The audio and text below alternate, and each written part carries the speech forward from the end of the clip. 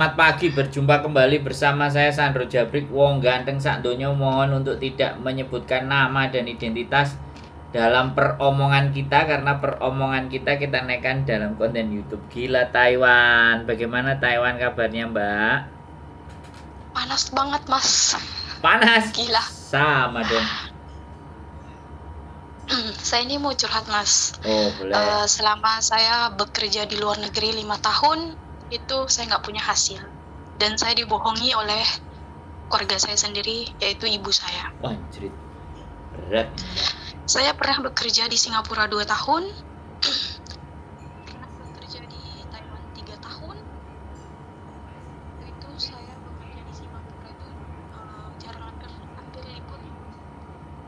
Nah, pengen pulang Indonesia itu pengen punya rumah, pengen punya usaha gitu ya, Mas. Saya di Singapura itu bikin rumah sama kakak saya itu, katanya setelah pulang Singapura rumah itu jadi milik saya. Dan ternyata tidak, Mas. Malah ibu memberikan rumah itu kepada kakak saya. Berangkat lagi lah saya ke Taiwan 3 tahun, itu pun saya, Mas, gak ambil libur karena mungkin buat masa depan saya lagi. Karena saya tidak tahu sebenarnya ya keluarga saya itu seperti apa gitu kan. Bahkan dulu saya tuh ngirim setiap bulan itu 2 bulan sekali, kadang 13 juta kan, kadang 12 juta itu saya pernah gak ambil libur, ngurus orang pikun, malam gak tidur. Uangnya itu dikirimkan ke Indonesia setiap 2 bulan sekali, kadang 3 bulan sekali. Ibu saya menjanjikan bahwa nanti setelah pulang Indonesia saya punya usaha. Diberikanlah sesuatu usaha itu, dibikinlah oleh ibu saya, dan modalnya itu ratusan juta, Mas. Dan ternyata saya setelah pulang dari Taiwan hasilnya zonk juga. Saya nangis di situ, saya terpuruk, dan saya tuh hampir bunuh diri, depresi gitu ya, ngurung di kamar sendirian, nangis, stres, ngebayangin uang yang saya setiap bulan nggak tahu kemana gitu. Saya bertanya dalam hati saya, kenapa ibu saya tega membohongi saya lagi? Dan setelah itu saya berangkatlah ke Hong Kong. Cuma 1 tahun nggak finish. Akhirnya aku berangkat ke Taiwan ini udah 1,5 tahun. Selama 1,5 tahun gaji saya tidak kirimkan ke Indonesia. Mas, saya benar-benar di posisi trauma dan saya takut uang saya habis. Saya bekerja di luar negeri nggak dapat apa-apa, Mas. Saya ada kebun sekitar hektaran itu kan, itu pun uangnya hasil dari aku pulang mau finish kontrak itu kan aku bawa uang 30 juta waktu di Singapura, waktu pulang dari Taiwan itu 40 juta. Aku bikin kebun, cuma itu, Mas, yang aku punya, Mas. Dan saya tuh minta solusi sama Mas, gimana caranya biar saya tuh pulang dari Taiwan itu keinginan saya terwujud. Capek, Mas, kerja jadi KW, ngurus orang tua, malam gak tidur, kadang kerja serba salah, dimarahin. Dan saya takut kecewa yang ketiga kalinya. Saya itu menghilang dari keluarga, saya jarang nelpon keluarga di rumah. Terkadang mereka menanyakan kabar saya hanya uang, menanyakan, maksudnya teman saya di Taiwan itu berikan salam kepada saya, tolong sampaikan kepada anak saya, kirim saya uang untuk beli sesuatu, untuk beli beras katanya, gula. Padahal saya nggak telepon itu memang sengaja, Mas. Apakah keluarga saya ketika saya nggak ada kabar, apa yang ditanyakan mereka duluan? Uang atau kabar saya baik-baik atau tidak? Ternyata tidak, uang lagi dan uang. Dan waktu itu juga orang tuaku minta uang buat tebusin kebunnya abang saya itu. Aku tak mau, Mas. Saya sudah berumah tangga. Saya memikirkan masa depan saudara kandung saya. Gimana saya ke depannya? Umurnya udah 30 tahun. Belum punya apa-apa. Cuma punya kebun doang. Cuma mau.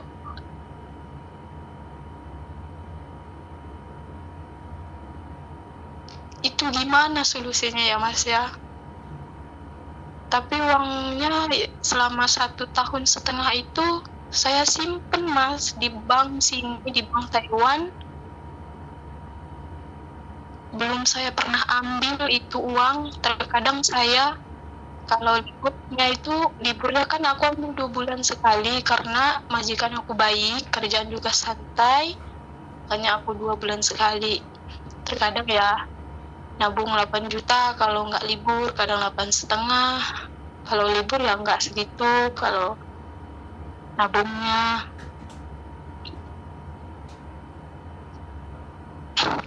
Karena saya benar-benar di zona trauma, Mas. Saya takut lagi, saya takut merasakan kedua kalinya saya ingin bunuh diri dan mengakhiri hidup saya. Saya nggak mau banyak melamun, banyak menangis. Saya benar-benar hilang dari keluarga itu, nggak ngasih kabar. Saya sama 1,5 tahun ini orang tua saya tuh, keluarga saya tuh tidak menanyakan kabar. Nanya apa kek, enggak. Tapi bahas itu yang bisa alamin uang dan uang. Uang dan uang.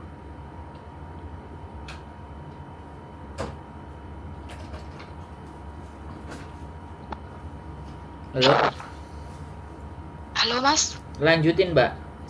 Sampean habis ceritanya. Kalau sudah habis kasih tahu. Saya dengerin dengan baik dan benar. Iya, saya juga sudah berumah tangga, tapi saya belum punya anak, Mas. Rumah tangga saya juga diikut campuri. Saya ada kebun itu sekitar hampir 2 hektaran itu dibilang, udahlah, kami aja yang ngurus, nggak usah suami kamu. Tariklah motor itu, kasihlah ke orang tua. Kok dikasihin suami? Saya itu menghilang dari suami, Mas. Saking saya stresnya, saking saya kecewa sama keluarga. Kenapa? Saya rumah tangga masih diusik. Harta aja masih dibahas. Mereka semua.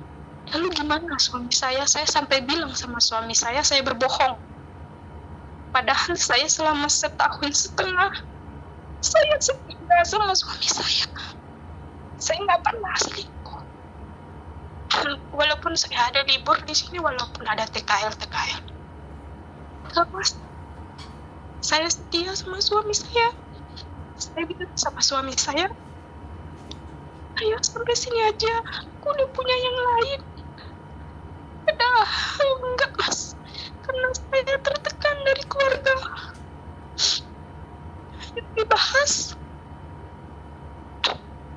uang hasil kerja saya, mau mereka ambil semua. Dan bahkan saya juga menghilang dari suami. Foto suami, foto keluarga aku hapus semua. Nomor suami, nomor keluarga aku hapus semua. Facebook saya hilangkan. Saking saya capek kerja di KW. Dari tahun 2014 saya jadi KW, umur 18 tahun. Dimarah-marahin waktu kerja Singapura, dibentak-bentak, pernah dapat majikan yang cerewetnya luar biasa, yang super clean-nya luar biasa. Tapi alhamdulillah aku bisa ngambil hatinya majikan saya setelah 1 tahun. Dia benar-benar baik sama saya. Tapi dengan keadaan saya disuruh kerja ke Taiwan, akhirnya aku ke Taiwan. Dan apes juga.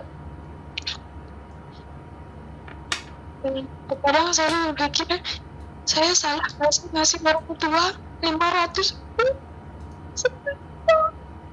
orang tua saya. Hati saya sakit. Uang ratusan juta selama 5 tahun, tahu kemana. Habis. Dan aku juga nggak mau pulang, niat mau lama di Taiwan, saking trauma mau pulang Indo. Kirimin ke Indonesia, tapi saya tabungin di bank Taiwan. Saya udah kumpulin uang buat bikin rumah, tapi saya takut dibohongin lagi. Sampai saya suzon sama suami. Saya kirim uang ke suami itu paling orang tua ngasih buat bayar pajak motor.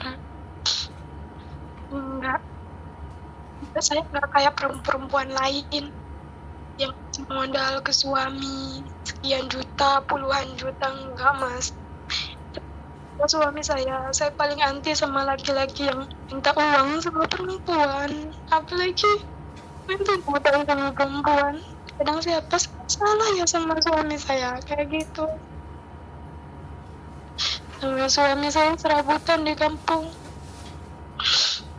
Dan saya nggak pernah selingkuh di Taiwan. Saya sama suami sengaja ngomong kayak gitu karena tertekan. Selalu membahas tentang hasil kerja keras saya mau diambil semua. Aku harus gimana? Aku udah tua. Aku pengen punya anak. Rumah tangga belum punya anak. Belum karunia anak. Capek. Rumah tangga saya dicampuri. Keluarga saya diatur terus. Suami saya kira saya selingkuh. Suami saya kira saya selingkuh, padahal enggak. Kata saya, nanti aku surat ceraian. Saya ingin hidup tenang, biar kamu dapat berdua yang baik, biar dapat perempuan yang baik. Jangan seperti keluarga saya nggak enak. Orang tua saya tidak suka dengan kamu. Suami saya bilang, kok kamu seperti itu sekarang, janjinya keluar negeri, tapi mau putusin kayak gini. Seandainya suami saya tahu saya ngomong seperti itu sama dia karena tertekan keluarga.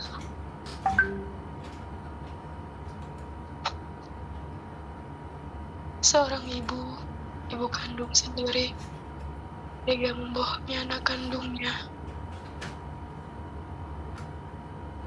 5 tahun kerja di luar negeri, hasilnya nihil, Zong. Apa, Mas? Aku masih gaji di Taiwan itu 9 juta lebih dulu.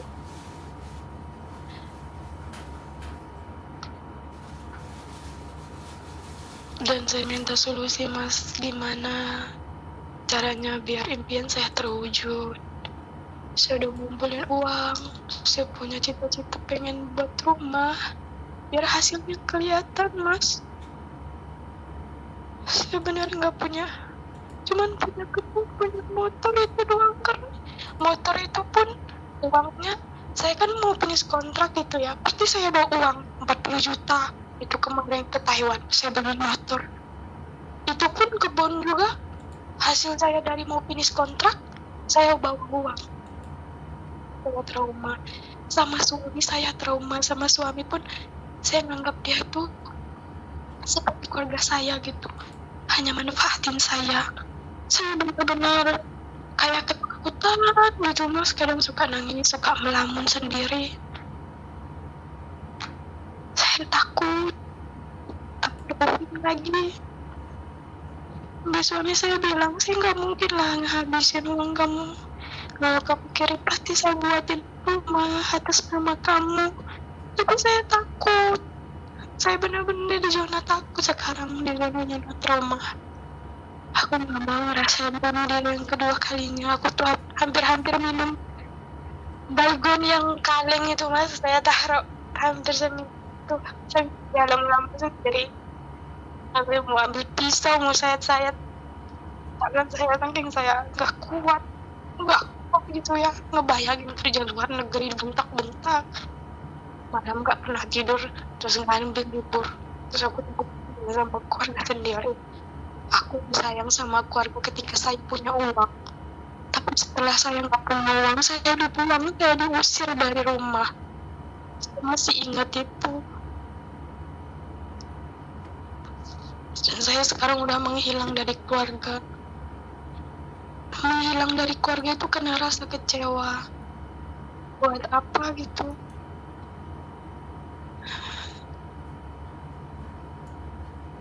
Saya udah sendiri.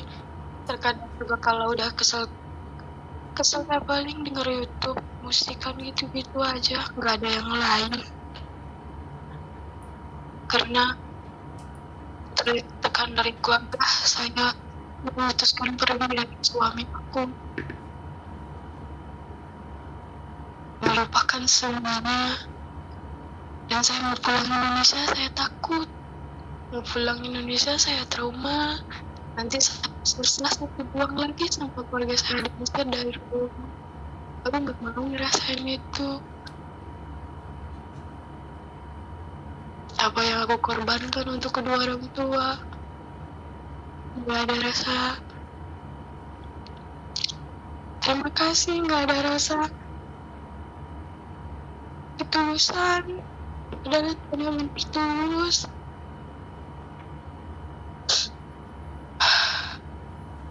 Sekarang itu sendirian Mas, udah sendiri, HP-nya sepi, udah sendiri. Dan bahkan saya di luar negeri nggak mau punya teman, nggak mau. Itu paling cuma satu kalau libur. Aku trauma, kumpul-kumpul bareng itu trauma gitu. Apalagi dengar orang yang kumpul bareng teman-teman gitu pada ngajakin kan, itu saya nggak mau. Saya sendiri, kadang sama temen satu orang tuh. Karena saya trauma kenal sama orang. Nanti kan kalau kita baik sama orang pasti dimanfaatin Mas. Padahal mereka hanya uang, padahal mau hutang, ujung mereka hilang. Aku selama 1,5 tahun di Taiwan nggak punya teman, temannya cuma punya satu. Karena saya menghindari, saya itu punya tabungan di Taiwan. Dan saya takut mereka hanya pinjam uang, karena rata-rata mereka itu datang hanya mau pinjam uang. Karena bertemannya bukan tulus, hanya uang.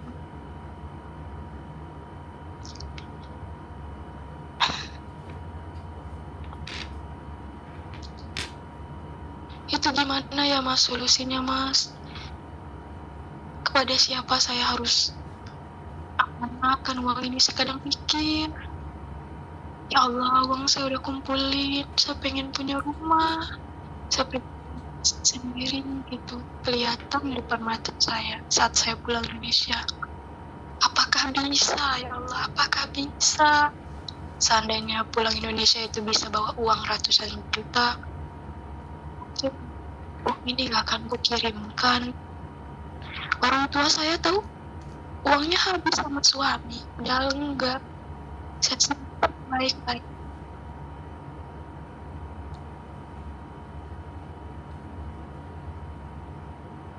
Halo? Halo, iya Mas. Sudah? Ceritanya sudah?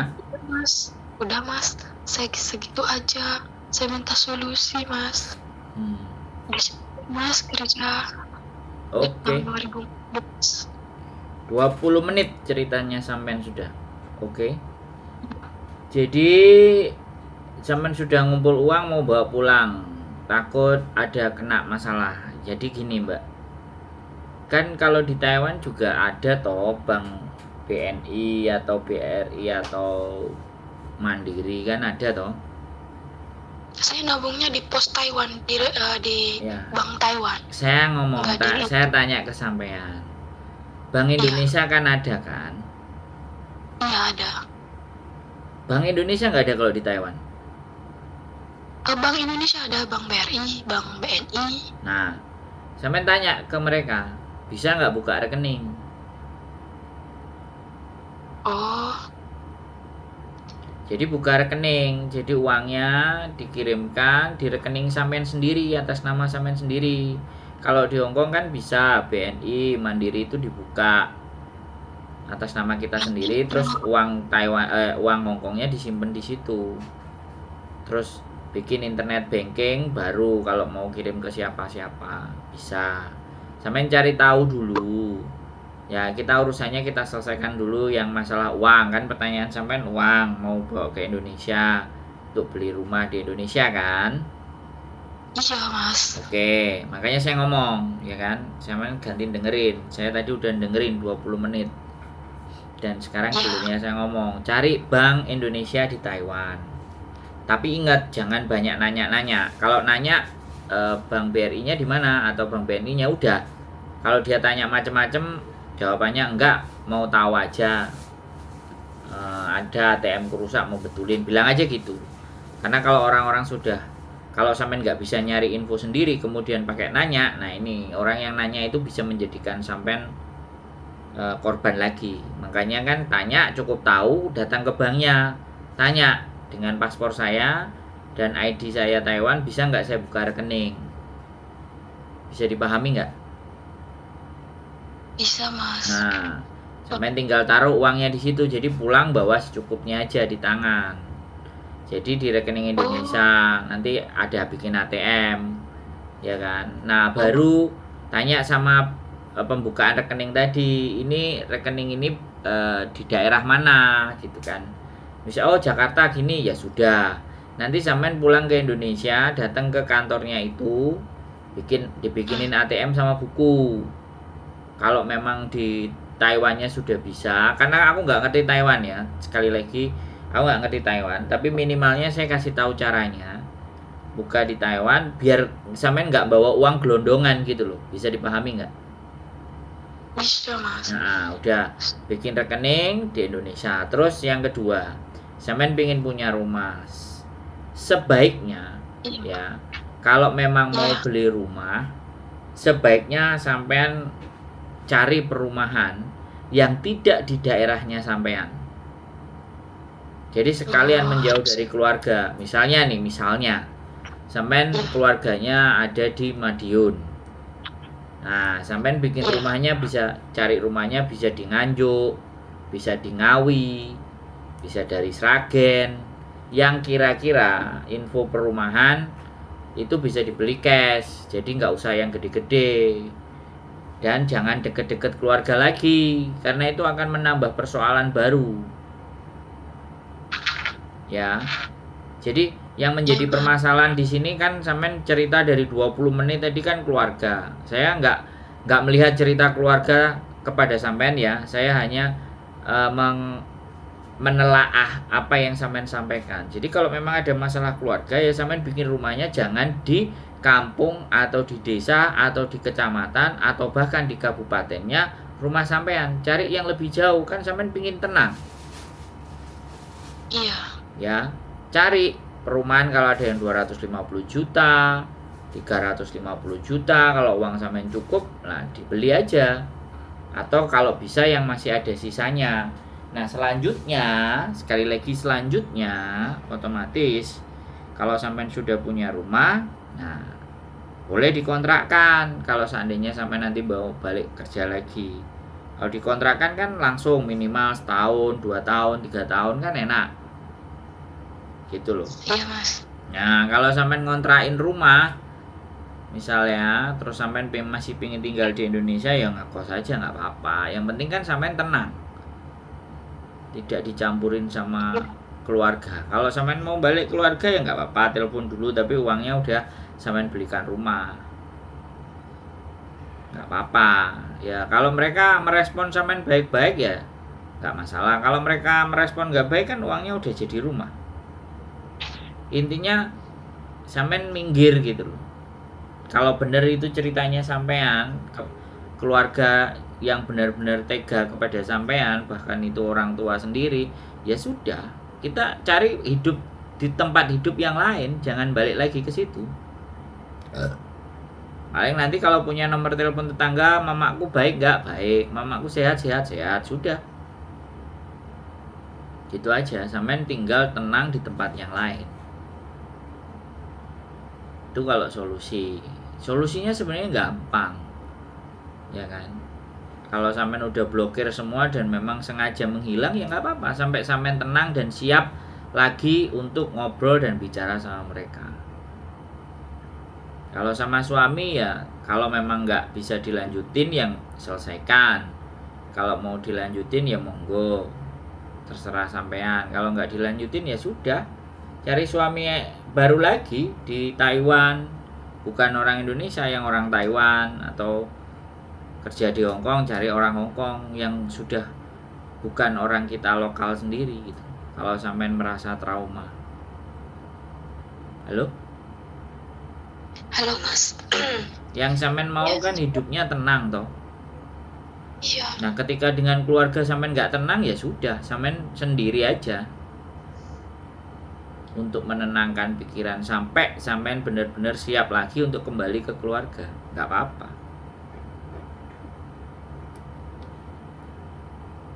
Gitu loh Mbak. Ya tetap di dalam doanya sampean, dalam ibadahnya sampean, orang tuanya disebut, nggak apa-apa, tetap kita doakan suami.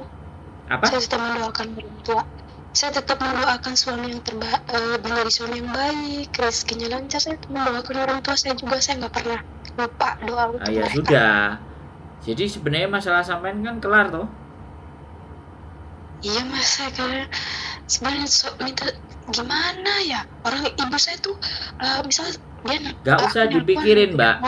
Halo, sampean nggak usah mikirin ya. Sekali lagi, kalau sesuatu itu tidak bisa kita pikirkan, nggak usah kita pikirin. Cukup terus bikin doa aja. Iya. Ya, bahasanya sampean bukan bahasa lagi ke manusia. Bahasanya sampean sudah ke Sang Pencipta untuk mencoba melunakkan hati ibunya sampean. Kalau sampean tanya ke saya, sampean menjadi anak durhaka atau tidak? Kalau melihat ceritanya sampean berhak menentukan kehidupan sampean sendiri. Kalau memang sampean mau kasih, ya kasih secukupnya, yang sampean mampu aja, yang sampean bisa. Kalau orang tuanya nyadari ya nggak ada masalah. Kalau dia tetap nggak nyadari dan dia maksa, pertanyaannya ya saya nggak tahu kalau tipe keluarganya sampean itu tipe keluarga yang kayak gimana. Kalau keluarga saya ya ibu saya baik-baik saja, bapak saya juga baik-baik saja. Orang saya sekarang juga kadang pulang malah di rumah ditinggal pergi sama bapak saya. Ibu saya udah almarhum. Jadi pulang itu udah nggak ada rohnya karena ibu juga sudah almarhum. Jadi kadang saya pulang, kalau nengokin bapak nggak ada, ya udah saya tinggal di tempat mertua aja. Sesekali aja kalau ketemu sama bapak saya asik dengan dunianya sendiri, nggak ada masalah. Orang memang ditinggal sama ibu saya, dan saya nggak memaksakan bapak untuk ketemu sama saya ya. Cuman pada saat saya pulang kan kita kepingin ketemu orang tua. Tapi kalau orang tuanya tidak memberikan kenyamanan, tidak mendukung kita menjadi jauh lebih baik, tidak memberikan kesempatan buat kita untuk mengelola keuangan kita sendiri, ya ngapain, cukup kirim doa aja, sampai cari tempat yang lain, cari penghidupan sendiri, disetting sendiri, sampai maunya apa, wis nggak apa-apa. Suatu saat nanti sampai pasti akan dengar kabar orang tua misalnya sakit atau apa. Nah Ketika dia sudah tidak mampu dan tidak kuat lagi, ya sampean tinggal nyamperin. Sehat Bu, Mama, sehat Mak, gitu aja. Mohon dimaafkan. Dia pasti suatu saat kalau udah sakit hilang, pasti keluarganya bahkan saudaranya sampean disuruh nyariin sampean, pasti itu. Nah, di situ sampean siapkan kehidupan sampean pribadi dengan baik dan benar. Kalau suami masih bisa dipertahankan ya dipertahankan, kalau enggak ya kalau kehidupan kita dengan orang-orang yang tidak memberikan dukungan dan tidak membuat support kita, bahkan menjadi parasit buat kita, misalnya ya ini, saya nggak tahu cerita sampean itu udah benar apa belum verifikasinya, ya kan? Karena saya nggak ngerti, ya kan? Saya cuman berpikir ya udah, anggap aja apa yang sampean ceritakan itu sesuatu yang benar ibaratnya. Ya sudah, sampean berhak menentukan hidup sampean sendiri. Sampean mau kemana, sampean mau di mana, sampean mau berkumpul dengan siapa, boleh. Ya, dunia baru. Kita melihat sesuatu ke depan, jangan ke belakang. Karena orang, ibaratnya orang yang bahagia itu orang yang bisa mentertawakan masa lalunya. Kalau orang sudah bisa mentertawakan masa lalunya, dia sudah bisa berdamai dengan dirinya sendiri. Lah kalau sampean masa lalu sampean masih menjadi tangis, berarti sampean belum bisa berdamai. Belajarlah untuk berdamai. Iya ya, kok aku goblok, ya sudah sekarang tak setting sendiri, tak atur sendiri, terserah saya mau ngapain, saya mau beli rumah, mau beli apa, terserah saya yang kerja. Tidak ada orang yang akan mengintimidasi saya, mengintervensi saya, mengganggu keputusan hidup saya. Nah begitu Mbak, bisa dipahami? Bisa Mas. Ya boleh cuti sama majikan, tapi akunya trauma, mau. Saya juga trauma sama orang-orang, kenal sama orang trauma. Mbak, saya tadi kan bilang, kalau sampean trauma, sampean cutinya berapa hari sih? Cari kos-kosan kan bisa kan Mbak? Iya. Iya kan? Sampean cari kos-kosan, Gojek juga sudah banyak. Kalau sampean memang pulang ya, sampean pulang aja, nikmati uang sampean, mau tinggal di losmen, mau tinggal di hotel, bersenang-senang, sarapan pagi, iya kan? Kalau 2 minggu 300, 10 hari sudah 3 juta, nggak apa-apa. Sampean kehilangan 5 juta, yang penting sampean enjoy pulang Indonesia. Kalau sampean masih traumanya belum hilang, ya sudah, ya jangan ditemuin lagi. Bisa dipahami nggak omongan saya? Bisa Mas. Nah, tapi alhamdulillah di Taiwan dapat majikan baik. Dapat apa? Alhamdulillah di Taiwan dapat majikan baik. Nah, sekarang saya kasih tahu. Nah, ya. Untuk refresh pikiran kan sampean nggak harus pulang juga ke Indonesia. Iya kan? Ya kan? Pulang ke Hong Kong, jalan-jalan, pulang ke Singapura, beli tiket ke Malaysia, ke Bali, nikmati hidup, sudah. Nggak usah dijadikan beban, sesederhana itu kan? Ya Mas, soalnya aku nggak pernah curhat sama siapa. Nah, curhat sama saya dari Taiwan, ingin jalan-jalan ke Hong Kong, loh, ketemu sama saya, loh enak kan? Selama ini cuma dengerin konten aja. Nah, sekarang mau coba saya temuin, nyari kos-kosan di sini seminggu 2 minggu, istirahat badan kan, sambil ngelihat Hong Kong. Sampai juga pernah di Hong Kong gitu kan 1 tahun. Ya karena sakit pulang. Nah, kan nggak ada masalah toh Mbak. Hidup itu terlalu sempit kalau kita itu sedih gitu loh. Ya Mas, benar, saya usahakan selalu ibadah. Nah, agar hati saya tenang. Kalau kita itu merasa nggak pernah punya rasa syukur, itu rasanya sempit. Bayang-bayang masa lalu aja trauma, padahal sebenarnya sederhana sekali. Nggak usah berpikiran yang ekstrim. Nggak apa-apa, sampean tetap berdoa. Yang maha membolak-balikan hati. kuatkanlah hati saya, hilangkanlah saya dari rasa dendam, damaikanlah hati saya ya Tuhan. Gitu aja kan, lama-lama sampean sendiri sadar, oke, sudah siap, cita-cita sampean semua udah tercapai. Coba main ke rumah. Kalau tanggapan di rumah semuanya ternyata tidak menyenangkan, tidak enak, ya mohon maaf lagi, balik lagi, nginep lagi di hotel atau di tempat rumah sampean, di tempat yang baru. Halo? Umurnya sampean berapa, saya tanya? Halo? Wah, yang curhat sudah hilang. Makasih ya Mas solusinya. Ya Allah, baru ketemu solusinya. Makasih banget udah dikasih solusi. Iyalah, solusi banyak Mbak, nggak usah bingung. 30. Hah? Halo? Iya, tapi belum punya anak Mas. Nah, belum punya anak ya nggak apa-apa, ya nikah dulu, cari pasangan, baru bikin anak. Kalau pasangan yang lama bisa dipertahankan, kalau nggak bisa ya sudah, diselesaikan baik-baik. Halo? Kenapa ini sinyalnya guys? Halo?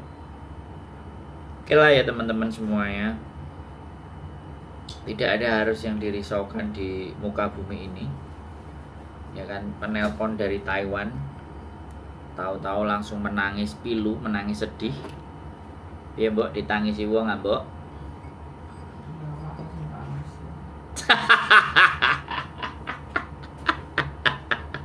Apa sih ditangis?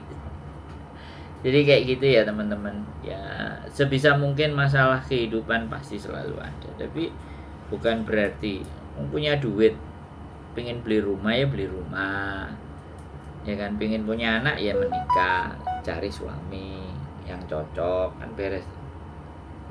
Jadi kenapa harus diribetkan gitu? Oh iya bro, kamu ngomongnya enak loh, terus gimana kalau nggak dibikin enak? Mau dibikin sulit, mau dibikin susah? Emang hidup kalian mau bikin susah sendiri kan? Repot. Dan masih muda, masih banyak Mas, sukses selalu Mas, amin. Nah, ya udah. Oke ya teman-teman semuanya, tidak perlu kalian bersedih hati. Kalau kalian bersedih, cari Mbok Diana lagi semedi, cari musik Oye aja. Telepon 911. 911. Telepon wong ganteng sak donya. Keep stay tune my YouTube channel and see you next video. Bye bye.